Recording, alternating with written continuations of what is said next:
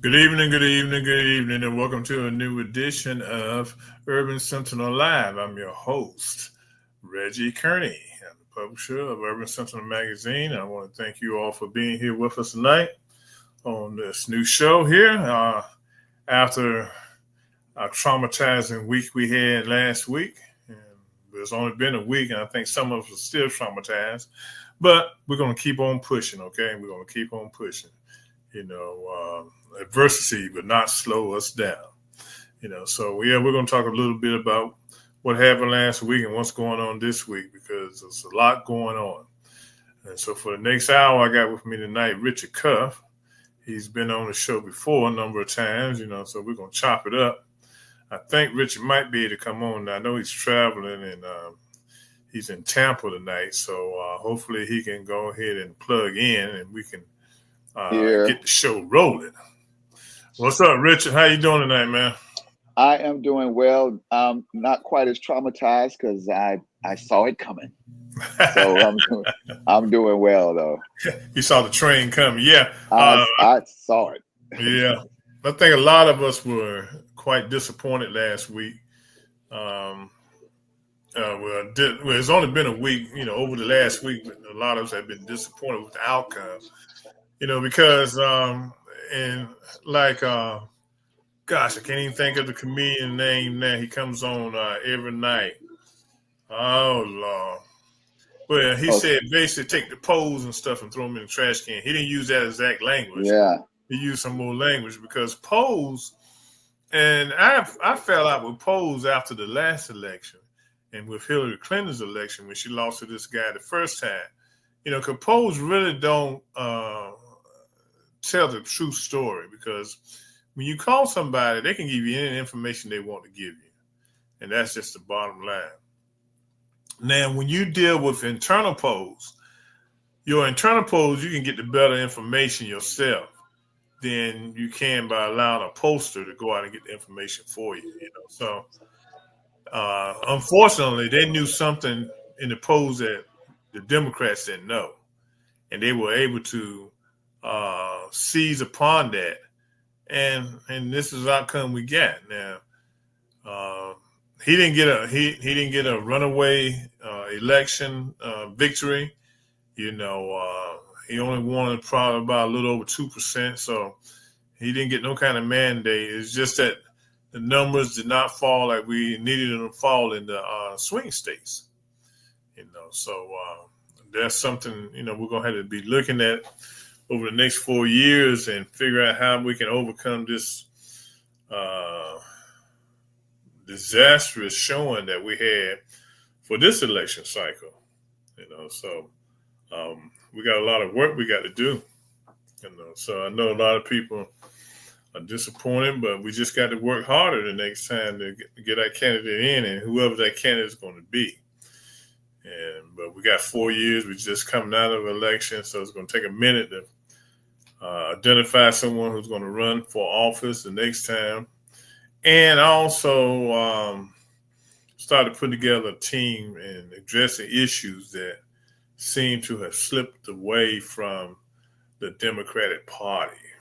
And one of those main issues that kind of slipped away from the Democratic Party is them paying attention to the working class person, okay? And some people are saying that the Democrats have become a little elitist, in their dealings with people. They're not talking to the people, they're talking around the people. So what are your thoughts, Richard? You're on mute, Richard. Okay. Yeah. I'm taking a totally different approach, right? Okay. The definition of insanity, as they say, is doing the same thing over and over again, expecting a different result.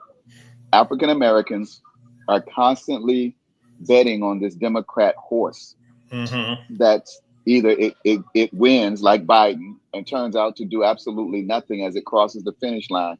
The Democrats won promising student loan forgiveness. Yep, we knew it was going to cost $1.9 billion. Yep, Mm-hmm. it was a big push or move. But the first thing they ran up against was the Republicans that said, "Well, we ain't gonna want that to happen," and they shut it down. And maybe they forgave some loans here and there, but that big promise didn't happen. Mm-hmm. But then Trump comes into office promising, and by the way, the student loans cost $1.9 trillion. This tax cut that Trump is promising is 9 trillion on top of the 2 trillion that he gave in 27 in what 2017. So now he's about to do another 9 trillion. Now watch that 9 trillion get passed faster than the 1.9 trillion by the same people who acted as if 1.9 trillion was too much, because they're going to say the same thing. This money is going to stimulate the economy. And there has been proof time and time and time again that tax cuts of that nature do not stimulate the economy.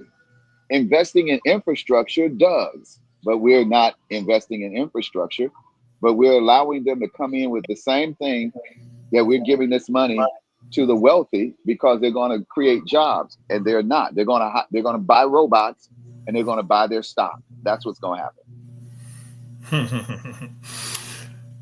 Okay, Richard, that was pretty good. That was pretty good. That was pretty good. But um, we still, I mean, I think collectively that we still have we have to address the issues of the working people. Because at the end of the day, it's not going to be the guys who got the tax cut that allow a person to win. Okay, allow a person to win. You got to talk to the people that are really struggling out there and get that buy-in to your campaign.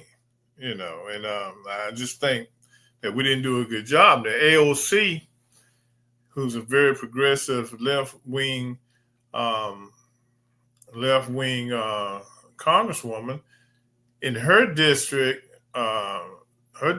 stood pretty tall for the new guy, and they also voted for her. So she was very anxious and concerned on why did people split the ticket. And the basic answer was that she's always a very outspoken person for the working people. And he was touching on the working people. So they saw something that matched up with their needs. And I think when you're running for office, you got to take into consideration that you're working for the people, you're not for yourselves. And I think when you look at politics overall, when you look at from the local level on to the national level, the majority of the guys and ladies who are running for office are running for themselves. Okay, they're not running for the people. So, what are your thoughts on that, Richard? My belief is probably, and forgive me, I don't want to make I told you, I welcome the opportunity to get on the call. Unfortunately, it Mm-hmm. was in the middle of me traveling, so Mm-hmm. That's I okay. am. Yeah, I stopped at a wonderful Panera Bread here in Oh. Tampa, and then my salad hit the table at the same time that the show started. So, but Mm-hmm. we're gonna enjoy this thing. So I'm not eating in you guys' face. My camera's gonna pop off. But here's here's what I said is, I say, I would like to see a bigger movement, because we're not learning from history, right? Right. We're not learning from 170 years of history. If we were to go back 170 years ago, to 1854 was the start of the Republican Party. The Mm-hmm. reason, if you go back 30 years before that, maybe 34 years, you're back in 1820, I'm sorry. Mm-hmm. That was the beginning of the split of what was the Democratic Republican Party. Now, believe it or yes, the Democratic Republican Party ran the presidency from 1801 to 1821. They were that when you talk about Democrat and Republican, they are two wings of the same bird. They're not a separate party. The point is we don't talk about it from a historical standpoint. We always talk about what happens now. We like, how do you we're trying to clean up the flood in the basement, right? There's a flood in the basement, but nobody's addressing the fact that there's a hole in the roof. That's where the water's coming from. The water is coming from the hole in the roof. Yes, there's a flood in the basement, and we got to deal with the fact that the basement is constantly flooding. But why is the basement constantly flooding? It's flooding because we're not addressing the issues that got us here. And what got us here is 1619. This nation came, there were 20 enslaved Africans brought here in 2019. Imagine what this nation, I mean 1619, thank you. Imagine what would happen if in 1619, the moment 20 enslaved Africans got off the ship because they stole them basically and brought them here. The slave trade never came this way. But the American slave trade was unique after those 20 enslaved Africans landed in Jamestown in 1619. Imagine if the moment they stepped foot in this wonderful country, the chains had come off and they said, how dare you bring these people over here in chains? This is a nation that's great. What would be the conversation we would be having right now as Black people in this country? It would be a totally different conversation. But white America missed the opportunity, and that was strike one. That was sin number one, the beginning of American versions of slavery. Fast forward, and we get to the Revolutionary War of 1776, and by 1778, they were having the Constitutional Congress, where they were mapping out the Constitution, but they had to bring the nations together, and the slaveholding states had to come together with the free states, and they compromised. Number one, counting 3/5 Blacks, but they also compromised on the slave trade. It's called, and they never taught us the slave trade compromise, but that's what it was called. It gave the slave states 20 years to unravel slavery before the United States would say, we're going to end it. Now, they could have ended it in 1778, but they said 10 years from now, we're going to give you 20 years. So in 1808, slavery ended in the United States. But what did the Southern states do in that 20-year period? They started breeding them, and they figured out you could make more money breeding slaves than you can make bringing them over here. Strike two, white supremacy now, because you're now making yourself supreme over those people. And then fast forward, the Republican and the Democratic Party finally split over slavery. The Republicans, abolitionists, and the Southern Democrats, slaveholders. And they went to war not over slavery. They went to war over what to do with all that land that during the Louisiana Purchase. That's why one of the main things that Abraham Lincoln did during the Civil War was pass the Homestead Act, which gave away all that land, but they didn't give it to Black folk. They only gave it to white Americans, and that was strike three. We started institutionalized racism, and then they ended the Jim Crow era in 1877. Plessy v. Ferguson started, they ended Reconstruction, and then Plessy v. Ferguson started the Jim Crow era, and now we have a totally so we got slavery, we got white supremacy, and we have institutionalized racism. Those three things. Until we deal with those three things, that's where the water's coming from. That's in the basement. So we keep talking about how Black folk are being treated, or what the Democratic Party is doing, until America goes back and until we as Black Americans make that the conversation. Not forget about whether or not Trump is going to bring the price of eggs down to $3.29. I don't give a crap about that. What I want to know is, what are you going to do about slavery, institutionalized racism, and white supremacy that have been plaguing us African Americans for 170 years? Nobody's talking about that. Nobody. But let me share with you why it hurts us that nobody's talking about it.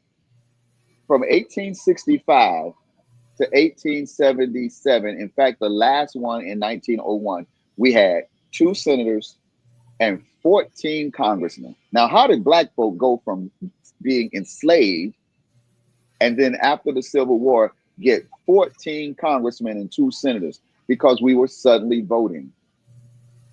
But when we started voting, we were a voting bloc that was in the middle between the Republicans and the Democrats. So we took all of our weight and we shifted it over to the Republicans, and they got behind us and gave us the 13th, 14th, 15th Amendment. And then in 1876, these white folk figured it out that if we keep doing this, we're going to let them get stronger and stronger. And after a while, they're going to be stronger than us. So in 1877, on a handshake, Rutherford B. Hayes was given the presidency in exchange for putting an end to Reconstruction. And from that moment on, all the black folk started leaving Congress until one man was left.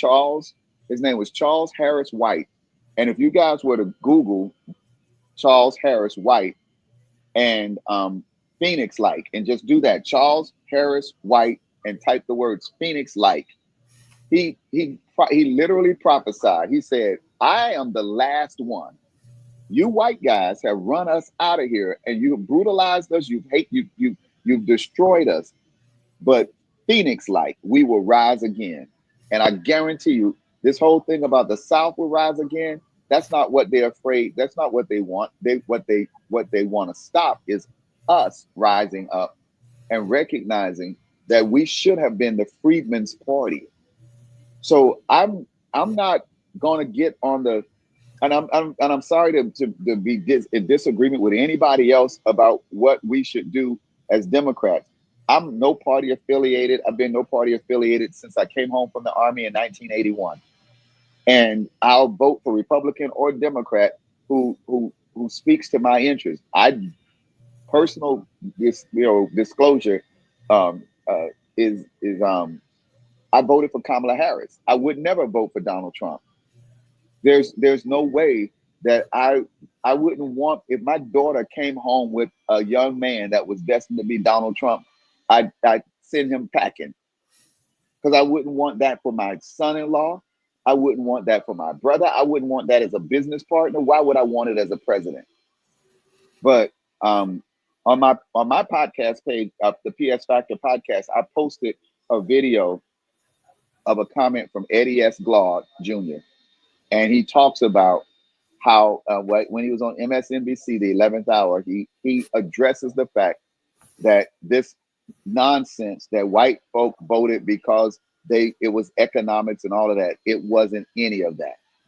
It was that their whiteness was under threat, and they're doing everything that they possibly can to preserve it. And guess what? They've been doing that for the last 170 years.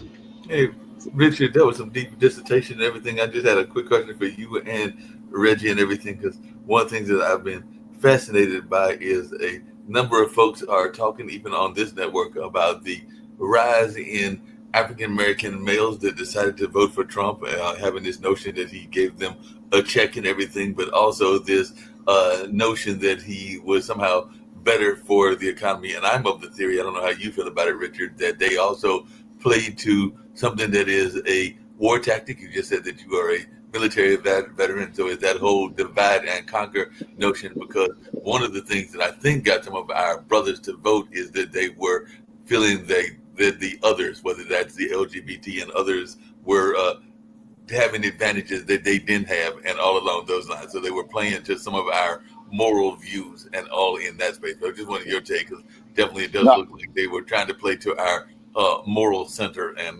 because definitely a lot, not saying every, but a lot of African Americans do have a moral center and are very church based and kind of follow the doctrine of the gospel and everything like that. And I think they were trying to play to that, the Trump folks, and they probably pulled about 20% of our brothers from doing that and everything. But I was just wondering, is that part of what got this 1 out of 5? Because that's a pretty significant amount. no, I can tell you, black men voted for Donald Trump for the exact same reason that white women voted for Donald Trump.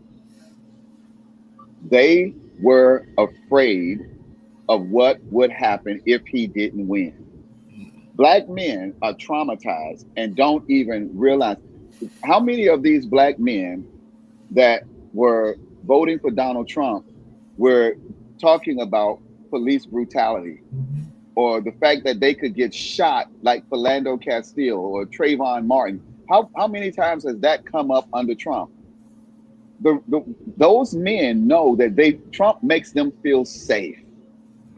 They're safe under Trump. The exact same reason that white women vote for Trump. They are safe. You know who did not vote for Trump overwhelmingly? Black women. Right. Why? Because black women ain't for that crap. Black women are not looking to black men for protection, and they're certainly not looking to a white man for protection. So they didn't fall for that crap. And the numbers show it. Black men are tired of being traumatized, but I get it. I get it. You want a piece of that American pie. Right. They think but that pie is full of crap. And everybody has warned that under Donald Trump's policies, if he does what he says he's going to do, this economy is going to fall apart. And only wealthy people make money on, it's called shorting the market. Only wealthy people have enough money to short the market, meaning they make money as it goes down, which means they're going to be even richer when everybody else is poor. And unfortunately, you're going to have to see it to believe it. And when it happens, the Bible says there's going to be weeping and gnashing of teeth. And that's what we're headed toward. So there's no explanation for it. There's this thing about a stimulus check. If you voted for Trump because he gave you a stimulus check, then you ignored the 5 bullets or so that was pumped in Philando Castile's body.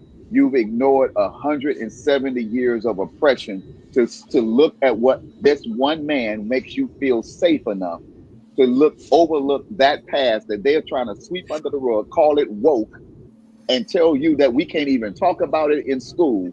And then you want to vote for the very man who made that happen. I got nothing else to say on that. I know that's right. Because they're moving towards that with our educational system. They don't want anything talked about that puts a negative light on the white community. And so you're not going to hear this, but we need to know our own history. We need to know our own problems. How can we trust a guy to protect us when he said he wants to give the police full immunity? Okay? That's giving police officers, if they are given full immunity, the right to go out there and shoot you. And know nothing will happen to them, even if they were in the wrong. Nothing will happen to them.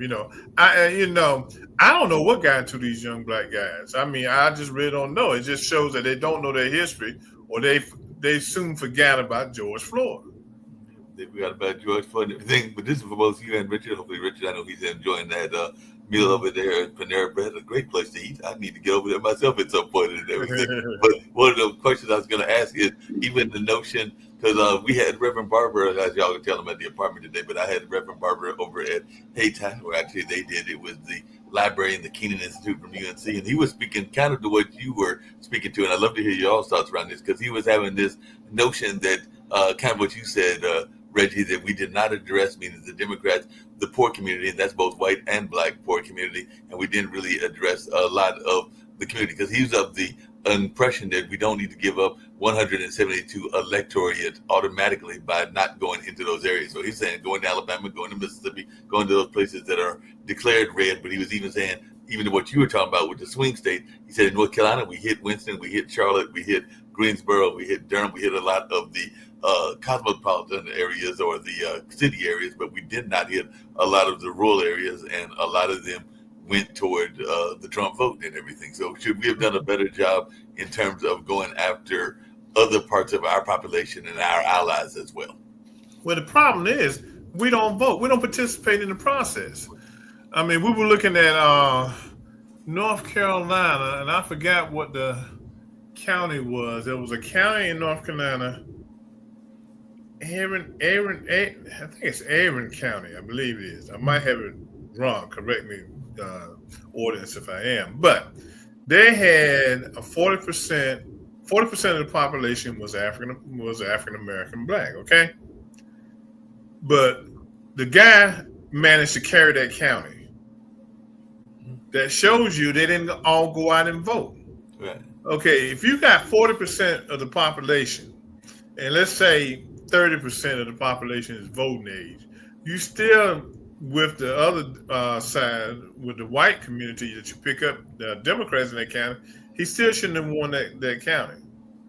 Now, down in Martin County, North Carolina, and I'm very familiar with that because that's where my mother grew up at, and we still got a farm down there. The black vote decreased from the last election up until now. Mm-hmm. Okay, the black vote decreased, so that shows we're not going out and voting. I think a lot of blacks are throwing their hands up in the air and saying, "Well, my vote doesn't mean anything. Your vote does mean something. It might not mean anything individually, but collectively, that vote means something." You know, even with the door knocking that was done in Philadelphia, Philadelphia's numbers were down. Mm-hmm. You know, so I don't know what Kool-Aid these guys, our brothers and sisters are drinking, but they're drinking some Kool-Aid that's causing a lot of problems, okay? And they don't realize it. They do not realize it. They don't see what's happening. You know, the guy is going around saying, well, he wants a country, everyone to be equal. One person. How the heck can we be part of that after everything we've been through as black folks? Well, one of the things that I actually heard a commentator, not on the show, but off of the show, mention this idea, but I don't understand even our brown brothers who kind of voted against their interest as well, because a number of them may have family members or they themselves may be threatened with deportation and everything. And I'm hearing some people that are even throwing out the idea of kind of like the bounty system being out there, depending on if they can get enough agents and everything. So I'm just wondering, is that something we need to fear, that some of our brown brothers might wind up seeing a bounty on their head and that they might go after them, and some of that profiling as well? So I'm just wondering, is that something we need to fear, that there might be bounties placed on some folks' heads that are deemed illegal? Well, they're going to go after the illegal population. I don't think in 4 years, can they do 1 million people? I don't think so, okay? You know, I just don't think so. Because first of all, they got to identify the people. So how are they going to identify? They're going to have a door-knocking campaign now? That's what I'm saying. Or they're going to wait, every time they see the police officer see a brown-skinned person walking down the street, they're going to stop and say, are you legal? Let me see your papers. You know, junk like that. You know, that's what they're going to do. But like we were saying before the show, the guy who's the border czar was the guy who was doing it for Obama. Mm-hmm. Obama had the largest deportation rate of any president. Okay, so the guy, unfortunately, he knows what he's doing. Okay, but is it good for this country? It's not good for this country. Cause, like, I'm gonna tell you something. Let them go right ahead, deport 1 million Latinos, Mexicans, and stuff. Send them. Deport them, get rid of them, and watch a mass deportation cause a mass economic failure. Okay? Because who's going to work on these farms? Mm-hmm. Who's going to work on these egg factories? Who's going to work in these chicken plants? Okay? Who's going to work in the tobacco fields of North Carolina, the cotton fields? Well, the cotton, they basically do it with machines there. But who's going to dig up sweet potatoes, watermelons, just to name a few? Who's going to work the restaurant jobs, lawn and garden care? Okay, go right ahead. Yeah, that's going to be a major economic blow, I'm guessing. And if he gets back on camera, maybe he can tell us if I'm right. But I'm guessing that if he's in Louisville, that Panera Bread that Rich is at probably has got a large amount of Latin brothers and sisters that are back there in the kitchen that he's probably already seen. So, you know, so they out there. You know, I mean, but this is the problem I have. I don't be upfront, okay? They ain't my brothers and sisters, okay? But they stabbed us in the back, okay? Mm. All right. This one guy got on TV. Yeah, I voted for Trump. Oh, he was proud he voted for Trump. But then in the next sentence, he said his neighbor across the street voted for Trump because they had a Trump sign up. So he sent his kids over there to play with their kids because their kids were outside playing. Lady came outside and told his kids, they need to get water on out his yard, that we don't associate with people like y'all. Oh wow. Okay, so let them go and keep on messing around with the guy and see where it gets them. Okay. Yeah, it's gonna get them in some deep trouble and everything. Hey, Richard, just along those same lines and everything. One thing people talking about because we just had the election, but in 2 weeks we're gonna have a major holiday. It's a holiday that some people associate with Native American history and all along those lines. That being Thanksgiving, even though that's a whole other story and everything. But there are now people that are saying that they are trying to figure out how they're going to deal with that family dynamics because there are a number of people that are saying I can't be around my family if they are Trump supporters. So I think we're having a great divorce and everything along those lines. So Richard, what's your take on this? For the folks that've got those Trump supporters in their family, will they be at your Thanksgiving dinner, or are you going to avoid them at all costs if you found out that they were supporting that person is in getting ready to head into the White House? Let me tell you what. Have you ever like got a bag of popcorn and watched a really good movie? Uh-huh. Right. That's how I'm like this. I'm sitting and I'm just gonna watch the movie. I'm like, oh my god, because that's what it's like. Oh, this movie getting good. Because what's happening is I'm seeing all kinds of stories, like especially coming up to Christmas, that these employees at these factories are not getting Christmas bonuses because they're being told that the reason they're not getting Christmas bonus is because the tariffs have caused their products to go higher. Like they have to pay more for material to make these things. So because we have to pay more for the material, we don't have the money to give up these bonuses. And these people are going, wait, what? Wait, what? You mean a tariff against China doesn't hurt China? No, it doesn't. But how many times can you explain what a tariff is to these people and still have them vote against their interests? So the prices are going to go up, and you're going to start seeing people be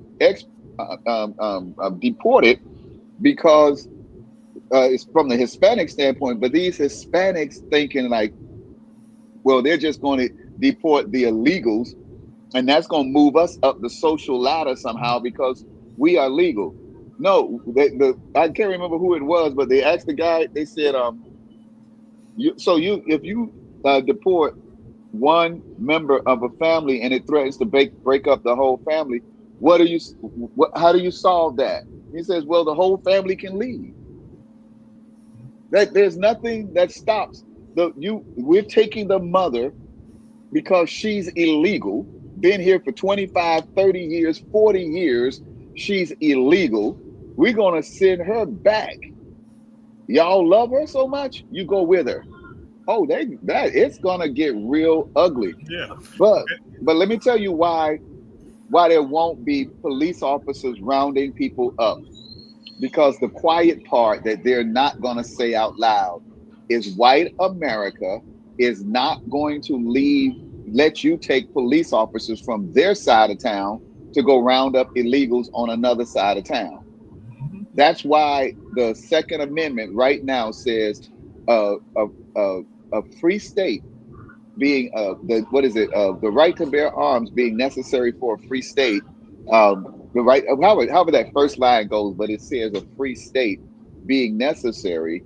The right to bear arms shall not be a well-regulated militia. That's it is a well-regulated militia being necessary for a free state. When that was written originally, it read a well-regulated militia being necessary for a free country. But Yeah. Patrick Henry, who said, give me liberty or give me death, he said, there's no way I'm going to put my vote in for us to become a nation if we've got to give up the right to protect the states. Because if we sent our militia up from the state to fight for the country, who's going to defend our white people against these slaves when they escape? No, So they changed it. The amendment, because I actually got the Constitution with me. I was going to ask you how important it's going to be, but it says a well-regulated militia being necessary to the security of a free state, the right of the people to keep and bear arms and not be infringed and everything. But this is the one that I had forgot about because there were two other amendments that may play a factor as well. Because I forgot about the Amendment 3, which is no soldier shall time of peace be quartered in any house without the consent of the owner, nor in time of war, but in a manner to be prescribed by law. So the soldier can't just come rolling up on your house, and then the search and arrest warrant, which I know has come up, which is Amendment 4, says the right of the people to be secure in their persons, houses, papers, and effects against unreasonable searches and seizures shall not be violated, and no warrant shall issue but upon probable cause supported by oath or affirmation, and particularly describing the place to be searched and the person or things to be seized. So they've definitely got all of that out there and everything like that. Okay, so they got that out there. It's not going to work. The Constitution, they say he can go as far as using the Insurrection Act. Okay, he can use the Enemies Act. He can use whatever act that's geared towards war to do what he wants to do, and that's what he's going to do. But like he said, the first people they're going to get all these guys out of jail and send them back to the country. But this is something that I think a lot of people fail to recognize. He can only take those people back to the countries, land at their airports if they give him permission to. Okay, so you got 2 or 3 plane loads of illegal immigrants that you want to take back to their country. What if the president of that country tell you better not land on our soil? We don't want them back. So what do you do then? Send them all to Guantanamo Bay? Guantanamo Bay. So what you going to do then? Okay? Now, the thing has not been given any thought. All they want to do is just get people out of the country. They want to make a statement. Now, I think the guy has got it all mixed up. Now, I'd like to see him go against a woman president down in Mexico. Mm-hmm. She gonna run circles around him. Mm-hmm. Yeah, she's not gonna play. No. But I'm with you on what you said earlier. I'm still trying to figure out some of them. Maybe Richard's got some ideas, some of the qualifications of some of these people. Because like we were saying earlier, Lee, I think it's Zeldin, is going to be in charge of EPA. He has no environmental background. We got Mike Huckabee apparently got some interesting views around the end times and everything. That's going to be the ambassador to Israel. And you've got Christy Gnomes that's going to be Headland Security, and you got that one that we were talking about earlier that's going to be running the I think it's the education department or something like that. So we got all these folks, and I'm still trying to figure out exactly what their qualifications were, other than they were Trump loyalists. Well, I mean, when you look at the overall picture, if you go back and look at all the cabinets, of the past presidents, they always have 1 or 2 people in there that don't have any experience. They're not like this guy now that got everybody with no experience, but they always have people that don't have experience. I mean, I think these guys can probably get by, but the one I just can't get with is the Secretary of Defense, who's a daggone Fox anchor and everything like that. Hostess, yeah. I mean, come on now. You might as well go down the street corner and got a wine on and clean them up and stuck them in a position. We tried to do something that with one of the amendments that didn't pass. I was actually laughing at you when looking at this quote, because it said in 1938 they tried to pass an amendment that would have the forbidding of drunkenness in the United States and all of its territory. So that was one of those, along with the equal rights one, because we also tried one in 71 that said American citizens should have the eligible rights to an environment free of pollution. So they tried to pass a pollution-free amendment as well. So I don't know how that would work, because you'd have to get the corporations to not pollute. They've been polluting for years and everything. And and the main point on why the main point that the Democrats were hammering on has seemed like it has dissipated and disappeared into thin air. And that was the rights of women. Right. All of a sudden, with this guy getting reelected, it's all disappeared. You left. There's a couple of amendments that didn't pass it. I'm glad they didn't pass it. You'll love these two, Reggie and Richard. You want to jump on, but back in 1912, talk about this history. They tried to make marriage between races illegal, and they tried to have that as an amendment. And in 1914, because if I remember correctly, I know I've never been married, but I think you are a. Are you still with your wife or not? That's what I couldn't remember if you are still married or are you a divorcee, and if Richard's a divorcee. That's what I couldn't remember. But they tried to literally find divorce to be illegal. So they're going to make, in 1914, almost 100 years ago, divorce would have been an illegal act as far as the Constitution was concerned. But they didn't pass that one, thank goodness. Yeah, they try to pass a lot of stuff, and they're going to keep on. But like I said, women's rights has disappeared in the thin air. Mm-hmm. You had a few states that were able to pass the abortion bill in the form that they wanted to make it, constitutional. But for the most part, ladies, women's rights are gone, been blown out the water. Yeah, I think women for the most, it was women who put Trump over. Each time the female vote, but again, it goes back to who makes them feel safe. And safe from what, right? Yeah. What are they safe from? And so we keep dancing around the issue of who we are as African Americans. I feel, we're in a perfect position. There's literally a perfect storm that's set up from the lining up of the stars in the cosmos and all the way down to where history is lining up. Like, for instance, our wealth right now collectively is like $2.6 trillion. And over the next 20 years, they're calling it the Great Wealth Transfer. That means the baby boomers are beginning to die off. Put it in perspective, every day, 2,000 baby boomers will die. And this will be for the next 20 years. 2,000 baby boomers will die every day. And of those baby boomers, approximately 1,200 of them, 1,300 of them are homeowners. And if you were to count up the value of those homes, that's millions of dollars, trillions of dollars in just home that's being transferred. Who's buying up those homes right now?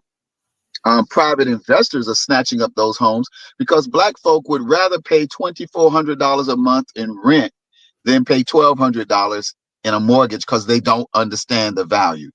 I'll give you an example. I saw a news story in Atlanta about 3 companies that own together 19,000 houses. 19,000 houses between 3 companies. And they interviewed a Black man to basically get his opinion about, why would he rather pay $2,200, $2,400 a month rent than own a house? He said, because if the roof is leaking, I don't have to worry about it. I just call them and they come out and fix it. And I'm like, do you not understand a home equity loan would allow you to borrow money against your house, fix the roof, and add that much value to your house with a new roof? You own the equity, you own it. And that's what makes home ownership valuable, not convenience. But because we are constantly thinking like consumers, they are thinking like investors. I don't think this way, but I'm just going to say the collective editorial we Black people think as consumers. They are thinking like investors. So when we look at them like saviors, and they look at us like commodity.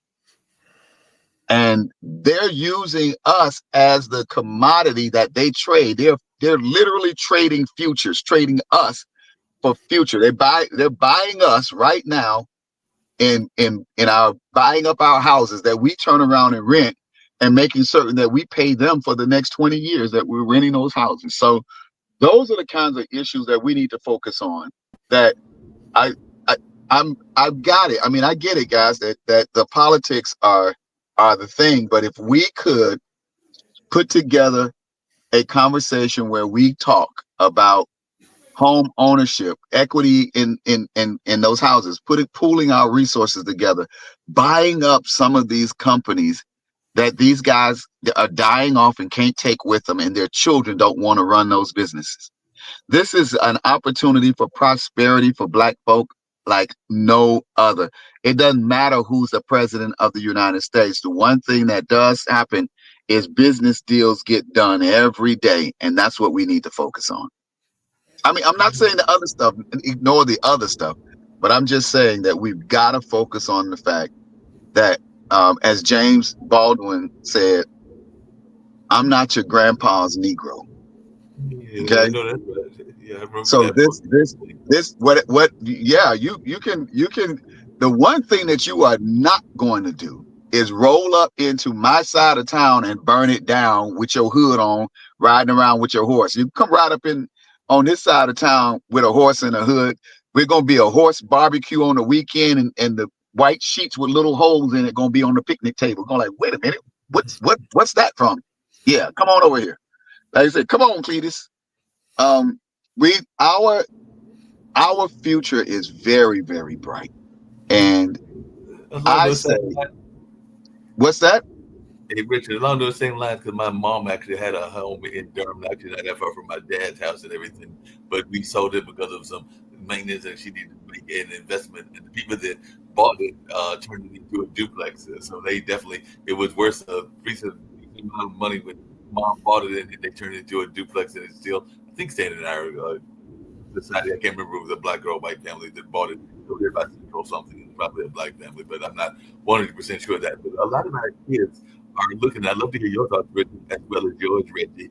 They're looking into crypto as what they're going to go into to make their riches and everything. And I don't know if you think that this is a legitimate idea or a not legitimate idea, but I'm hearing a lot of brothers, particularly young brothers, that are getting crazy. So I just want to really on. Well, I think for one thing, when you're dealing with Bitcoin and crypto, you need to know what you're doing.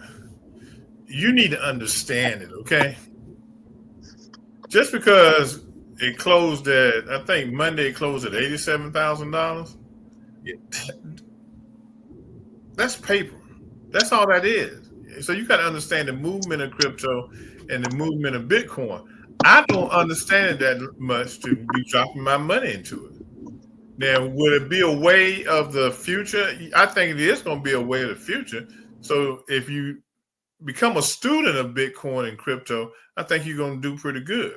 But I think that's the thing you're going to have to do is become a student of it and understand it, and not just take your money and go buy what you think is going to make you rich. Okay, you know, a lot of work goes into the study of crypto and Bitcoin. I have a friend, you know, he does the stock market, he does day trading, he does Bitcoin and crypto, and he's doing great with it. But he's a student of it. I mean, that's what he consumes them during the day, is studying the market and studying the trends. No, What, you said the most important thing. You said you don't invest in it because you don't understand it. That Mhm, is the number one key. Never get into an investment that you don't understand. mhm. And and if chances are, if you don't understand it, there's too much risk, and you won't see your money. And but I haven't followed the news much regarding it, but it's my understanding that this rush into crypto is causing the price of gold to drop. And what is happening is when with that kind of a shift, this is in the sense that they say fool's gold. Everybody's moving. If there's a movement in the marketplace, yes, you're going to see price of things going up. But those that were already there are the ones that are benefiting by those who think they're going to benefit by coming in. And at some point, there's going to be somebody that's the last person in. And when that happens, and there's no more money being put in, no more speculation about what the price is going to be in the future, the price is going to come down. And when it starts to come down, there are going to be a whole lot of people that's going to be crying because Mm-hmm. they're going to watch their money disappear, and they're going to try and pull their money out. Hold on, let me grab this. Mm-hmm. Now, I know I've seen where people go to bed at night with crypto and Bitcoin and be on top of the world and wake up the next morning and it's gone. The value of it has just dropped. It's disappeared. So, Richard, I think we lost you there. I don't know if his phone came on. Mark, where you at, man? He went sideways and everything, so hopefully he'll come back. But that was Yeah, a I think his powerful phone. I conversation. think his phone because he's using his phone. But did you His hear what I phone was said? going crazy. People go to bed at night, Bitcoin and crypto on top of the world, get ready to go out here and buy this Maserati, and then the next morning they get up and stuff done drop down to a Hey, Pinto. Reggie, did they do the same thing with the lottery? Because a lot of people made their money off of the lottery or off of the scratch offs in the different department stores and everything like that. And they might Mm-hmm. make a boatload of money and then they lose the money. It's kind of like the athletes that make all this money and then Yeah. after they make the money, they're Mm-hmm. this and that, and because of that, decide they want some of the money, and they're trying to be good friends. They give them the money, or they give them the house, and they wind up being some broke people at the end and everything. So we got a lot of folks that waste their riches that they get because they get the riches, but then they are crying because they are Yeah. broke lady because they didn't do financial planning with the money they had. Yeah. If you're going to get in crypto and Bitcoin, you got to study that. You got to put yourself up under a person that understands how to trade on it and how to make money on it. Don't go in there blind and say, okay, I got $10,000. I'm gonna go ahead and buy me. If you don't know how to move that stuff and make money off of it, see, the thing is, your boy done said he gonna deregulate it and gonna make it, he said he might even invest in it. Yeah, keep thinking he gonna follow you down there for that food gold, okay? Well, they say he got his own crypto, but they also say that he's going to people do this thing with education, where they're going to go like there's Trump University. There's going to be this new American university where he's going to have these folks that are going to be taking these courses under his uh, leadership and everything. So I don't know if you think about this, but he's talking about like even getting rid of the accreditor and changing the school system, including the college system, because he says we got too much wokeness going on. So he says he's getting ready to do some major reform, and is even talking about bringing parent school back. I've heard some people talking about that and some book banning. So, what's your new thoughts around some of the things he's planning for education? Because you're in that field. Look, some of that stuff he wants to do is driven by the education departments in the South, okay? The red states, okay? It ain't never gonna happen here in Maryland in places like this. But this is what he's gonna do. He said, "Well, take a state like Maryland. If they don't want to come on board, then they don't get any federal funds. So he's gonna try to ram everything down your throat. That's why I say, like I tell people, we're gonna be 4 years in a mess, and then say if they do come back strong, the Democrats will come back in, or a new president will come back in, then they got to clean up for 4 years, okay?" Because he's going to tear the walls down. I'll tell you, by summertime, we're going to be saying, "What the heck is going on in this world?" But that's where his thinking is. Yeah, it looks like it's going to be a mess. And the show is already starting with the craziness that he's putting out there. So it's just going to get worse. Yeah. But I know you'll be following it. So the Urban Sentinel and everything. By the way, just really quickly, so you give your magazine a plug and then just the TV show. But what can we look for in the next edition of Urban Sentinel? And how can one get a subscription of the Urban Sentinel? They want the physical magazine. Because I know you've had some of your people that have been on the show, meaning you're on Fox TV, but they've also been in the magazine as well. So as we wrap up, and I know Rick had to leave, what can we expect in the next issue, and when is the next issue due? Well, the next issue, I'm glad you asked about that. I'm working on it now. We're going to be talking to a group of filmmakers in Atlanta, Georgia, independent filmmakers. Now, this is going to be my Christmas New Year edition, okay? I mean, we're going to fix it up. But the young men we are talking to have gotten into horror films, okay, and other films. And Atlanta is becoming a hot market for independent movie directors. And so we're going to look at that for the holidays and, some other things. And February and March edition is going to be geared towards Black history. And we're going to do a lot of stuff on Black history for the month of for February and March. So I'm thinking ahead, two magazines ahead right now. That makes sense. So if folks are watching it, maybe they're watching in India or watching in some other part of North Carolina where I'm based, how can they get a copy of the magazine? Physical. Well, if you go to issueissuu.com and put in the word Urban Sentinel Magazine, the site will come up. Right now, it's free, to the readers, so you don't have to pay anything for it. So if you go, you can tell your female filmmakers, I know we're going to wrap up. The Hayti Center, which is one place that I work. I got to do a history talk on tomorrow. I'll do campus and everything. But they have their film festival in March. So you have to tell them okay. So that they can. I think the application's already passed, but it's a work in progress. There's still a possibility of getting involved. It'll be in March of 2025, but also they can't make it this year, March of 2026. So we've been but we still next year. We will celebrate our 30th anniversary of the film festival. Yeah, we can still do an article on what you guys are doing down in Hayti. We can stick it. Like I said, I really want to focus on Black history for February and March because that edition I really want to dig in deep. I want to dig in deep. So, man, let's go, man. All right. We had a good time here tonight talking. So, but guys, you and Richard and insight. He gave us some great historical insight. It gave some good insight too. But time for us to bounce. We'll be back next week because we got to put up with this craziness for several years and everything. But we'll be on top of it right here on Urban Sentinel Live. That's right. Okay. Good night, everyone. See you next Tuesday night. See you next Tuesday.